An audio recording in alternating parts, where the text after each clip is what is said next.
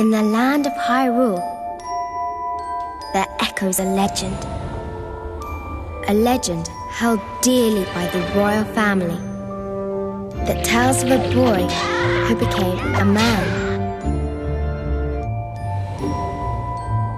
Welcome back to Retro Rebound. In today's video, are you ready to sail the seas? I hope so, because today we're going back to the Zelda game that, if what I read online is true, everyone would trade in their firstborn to re-experience for the first time again. And that game is The Legend of Zelda Wind Waker. Yes, add this one to the list of, oh my god, you haven't played that before? Man, did I read some interesting comments with our Ocarina of Time video. Apparently I'm lying about the games I'm not playing, but I will happily own that the Legend of Zelda series, outside of a small select few, is rather unexperienced for me, and this is one of them. My fiance is obsessed with this game. My art director, who's helping me out make a video game, is obsessed with this game, so I knew it was on the playthrough list. But what better time to cash in on all that hype currency that I have in me right now than with the Tears of the Kingdom release week. Finally, it's here, just a few short days away, and we get a brand new Zelda experience that looks absolutely amazing. But to warm up my body, I played a little Ocarina of Time, and now we're playing Wind Waker. I actually got this one on a really good deal. I bought a GameCube back from a buddy in 2020 when I started rebuilding part of my gaming collection, and it came with Wind Waker Complete in Box and also Melee. The price tag was $80, which is insane to think about in today's market, but you know, when you get a little extra money in your pocket, sometimes nice to spend on these things, right? Well, let me tell you a bit about Dave. The following video is brought to you by Dave. Oftentimes on Retro Rebound, what I talk about during the Complete in Box experience, or when discussing my game collection and how I'm trying to grow it now, is about how when I was a kid, we were living paycheck to paycheck, and there were just so many games I couldn't experience growing up because money was tight. That's just unfortunately how it was. But I showed my parents Dave, and the first thing they said was, whoa, we wish this was around when we were in the early 2000s, because this would have helped out a lot. So I'm here to help you out, and so is Dave. It's as simple as this. Take out your phone, search up Dave on the App Store of your choice, then download it, click it, and once you sign up, you can earn up to $500 instantly with extra cash. Better yet, there's no interest, late fees, credit check. So what this means is now you got a little extra money for some gas in the tank. What this also could mean is you got extra money for that Complete in Box experience that I showed you in a video or two, and you're like, you know what? I can get that now because I got the extra money. Would you look at that? Millions of people have already downloaded this app to get financial relief, so what are you waiting for? Go ahead and download Dave. Get that extra cash now. Download Dave today at dave.com/retro. That's dave.com/retro. Sign up for an extra cash account and get up to $500 instantly. Sounds great to me, by the way. For terms and conditions, go to dave.com/legal. Instant transfer fees apply. Banking services provided by Evolve, member FDIC. I got much to say on this one, ladies and gentlemen, so let's get right into it. Just before we begin, I want to let you all know this isn't like a So I Played for the First Time video where it's a more complete documentation of my experience. This is more of a first impressions video. Given the fact that my schedule is constantly being chewed up by purchasing a house, I apologize, but I only got about 10 to 15 hours in this one, in that range. So I apologize. Wind Waker is not done, but it gives us room to do another video on it when I complete it. It also gives us room to do a complete playthrough at some point on Majora's Mask, which I'm seeing a lot of requests for, so don't worry. A lot of Zelda games on the docket, but up next after this is going to be our Tears of the Kingdom review. Let's check out a Complete in Box copy of Wind Waker on the GameCube. Keep in mind, it's also available in its HD format on the Wii U. That's actually where I first experienced this game, the first couple hours. And much like other Zelda games, I dropped it pretty quickly. I'll explain, though. I'll explain. But with that, I'll leave you with the cliffhanger. Let's get into the Complete in Box experience. So here we got a copy of Wind Waker. On the back, it says, an evil wind is rising. Legend has it that whenever evil has appeared, a hero named Link has risen to defeat it. That legend continues on the surface of a great and mysterious sea as Link sets off on his most epic and awe-inspiring adventure yet. Aided by a magical conductor's baton called the Wind Waker, he will face unimaginable monsters, explore puzzling dungeons, and meet a cast of unforgettable characters as he searches for his kidnapped sister. Immerse yourself in a world unlike anything you've explored before as you sail across a vast and unexplored sea. Connect to a pal's Game Boy Advance and play cooperatively. Get hints, uncover secrets, and get help in battle. We also have up here, master a magical conductor's baton known as the Wind Waker to control the wind and much more, and take on hordes of incredibly animated enemies as you search through riddle-filled dungeons. Yeah, this is an interesting one because the complete box experience is as fantastic as the art style is. You can already tell by looking at the disc, nice gold disc. Got some nice writing here along the center of it. And then not only do we have the manual, we also have a Nintendo Power promotion that says, "Ahoy matey, shiver me timbers." Wow, oh wow. That's wonderful. That's a little bit more cringe than me. And then we have Team Up with Tingle, a little promotion for the Game Boy Advance companionship thing you can do. So we'll go over all of those. But of course, as tradition dictates, let's start off with the instruction booklet as we go through some of the early parts of my experience with the game. So it starts off bada bing, bada boom. Great illustration work. Again, with the art style in the game, you'd expect nothing less.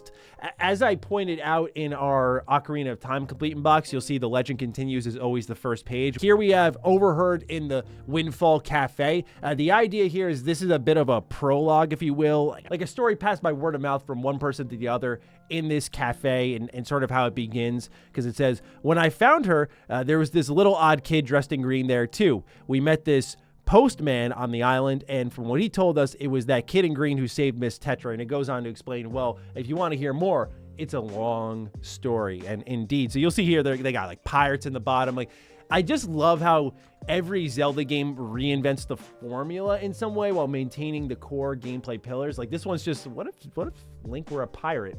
A really derpy pirate. I'll get into that as well in a moment, but I just love the imagination in this series. It's something I appreciate quite a bit. You'll see here, they briefly go over the controls. The reason I say briefly is it's a little bit different from what we saw in Ocarina of Time, where they spent a lot of time breaking things down, because as some of you had educated me, the Z targeting system, for example, was transformative in the games industry. Lock-on targeting is mostly thanks to Ocarina of Time, which I thought was an interesting fun fact about this series. So you can see now the industry has evolved, and right from the controls, they move on to the screen, the UI. And I just thought that was a sign of the times and how things have become a bit more normalized in how Link controls in these games, and how it's kind of expected that you be familiar with it versus when it was kind of new in 1998.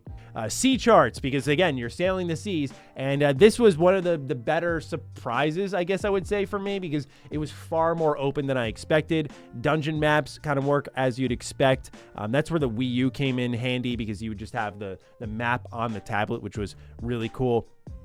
These are all Link's actions, which they don't go as gung-ho as we saw in Ocarina of Time, where like for every sword technique you had a new illustration of Link, where this one's just Toon Link swinging his sword, looking a little derpy again, but you got all the controls there. Crouching and crawling, running, jumping. Still no dedicated jump button at this point in time, which was unfortunate. I saw someone put an interesting comment that it was a really good accessible translation from the 2D Zelda games to the 3D, where it would control much of the same, which is a great point, by the way. But still, I want my jump button. I want it now. Your action button, rope controls, because you can adjust yourself on the fly, which I thought was great.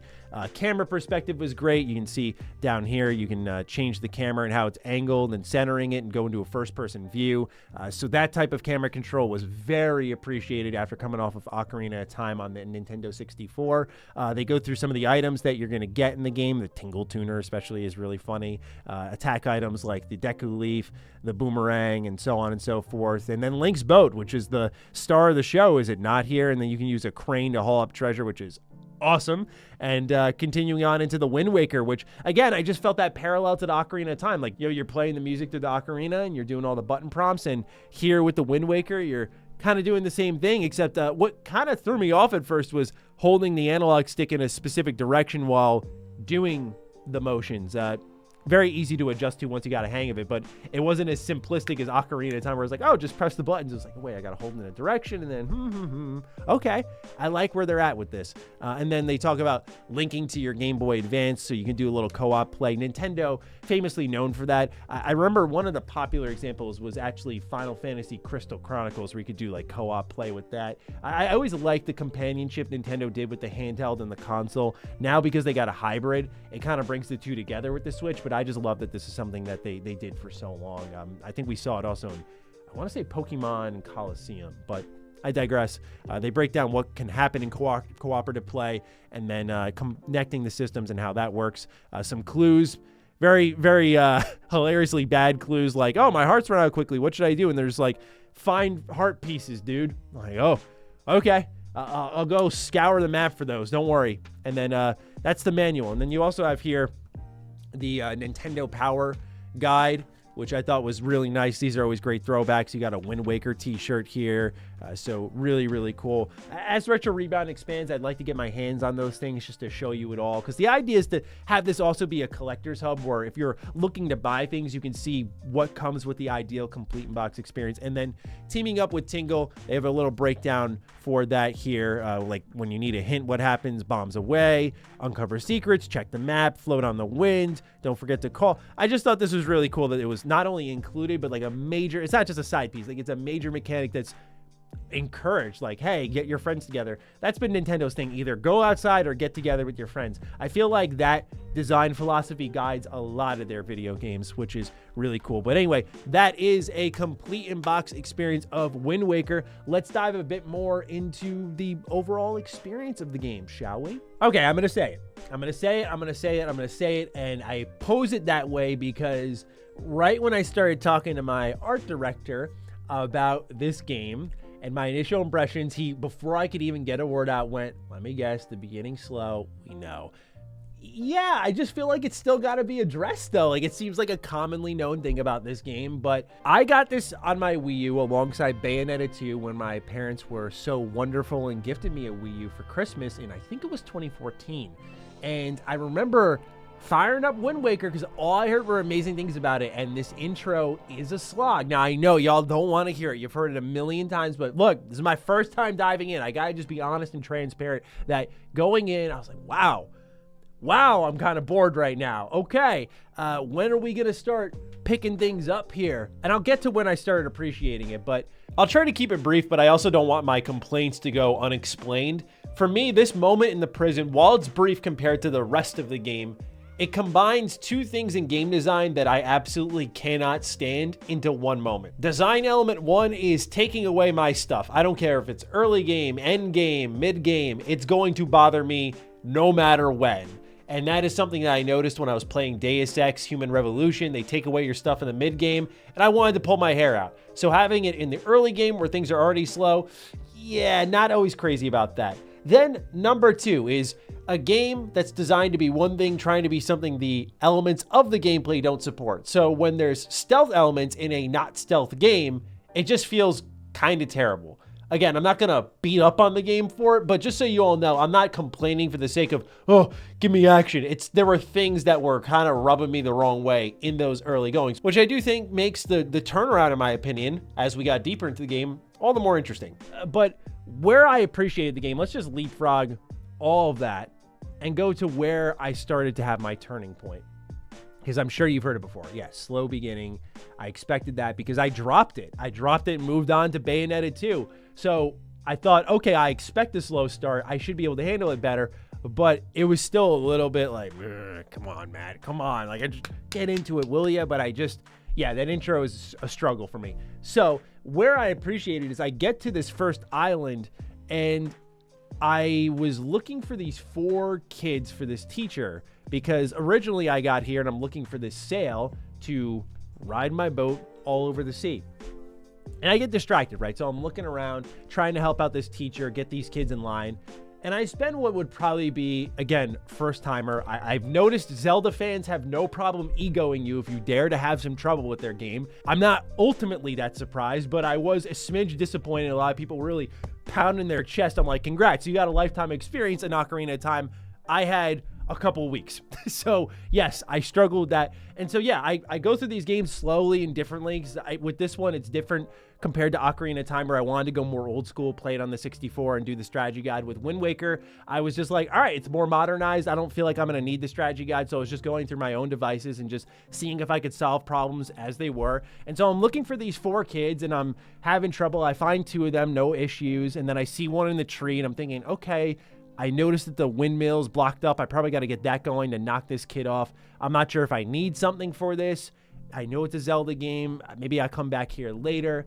So eventually I make my way to a store, I buy a sail, and I get the sail for my boat, and I'm like, oh wait, well, can I just leave? Because I'm going from Ocarina to Wind Waker, and that's important to mention because I went from what I would say is a very linear game, and I appreciate it for that, by the way. Like, you can go off and do side stuff, but a pretty linear game, all things accounted for, to one that's extremely open. So I was able to attach the sail to my boat, and off I went.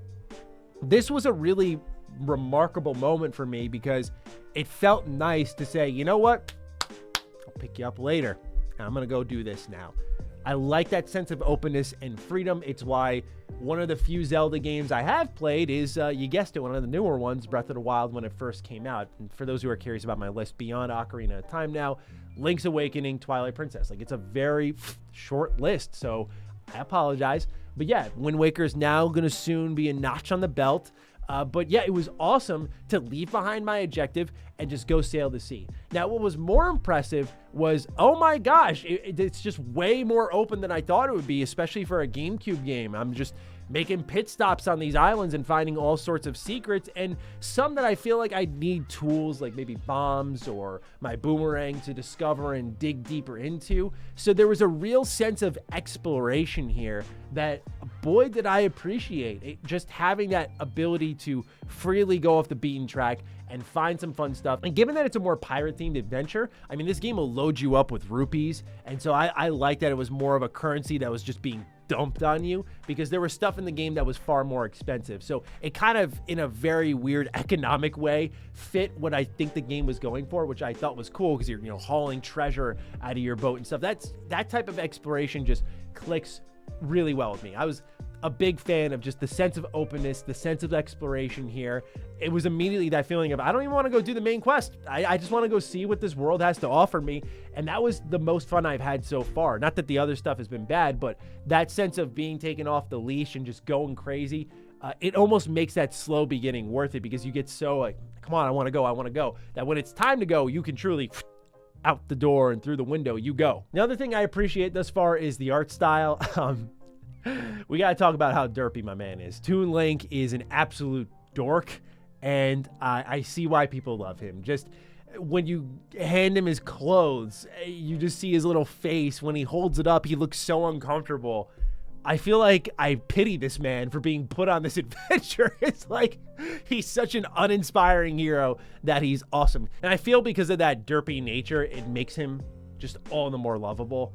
I appreciate the animation, the art style. It all comes together and works really well. And I get why Nintendo gave this one the HD rub pretty quickly, because it's a beautiful game, and the art style like this will just age phenomenally well. So it was a really good choice on that. And I hope that they start bringing these, over to the Switch. That'd be really nice. I know we got a new Zelda game coming out, so I'm not going to try to get too greedy, but that would be really nice. The Wind Waker I already spoke about, but I guess what I'll say is I felt like a Zelda fan for half a minute there, because when I first got it, I went, oh, it's like the Ocarina. And that moment I pointed at the screen and said that, I went, oh my gosh, I'm starting to call back from things, past experiences. That's what a fan does. Oh man, even though it's, recency bias and all that stuff, it was just kind of a moment of like, oh, I'm starting to really gather some experience and recognize things that, like, if I were to have just hopped into Wind Waker on its own, that's not a connection I would have drawn, where I know the similarities end there because mechanically they function different. But I just, again, wanted to highlight, I'm getting there. So to answer the question in the title, which I know my comment section now, y'all are so sweet.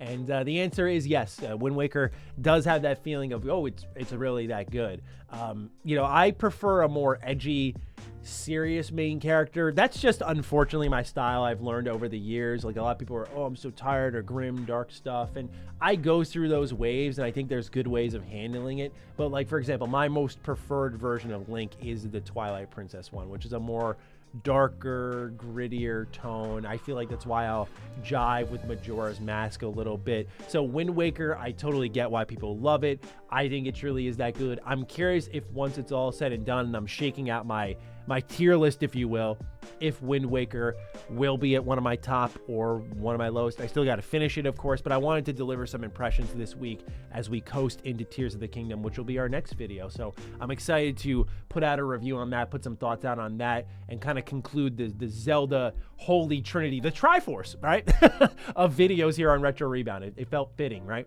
So with that, ladies and gentlemen, I'm looking forward to seeing your thoughts on The Legend of Zelda Wind Waker down below. Please do fire away. Other than that, take excellent care of yourselves, and I will see you in the next Retro Rebound. Peace out.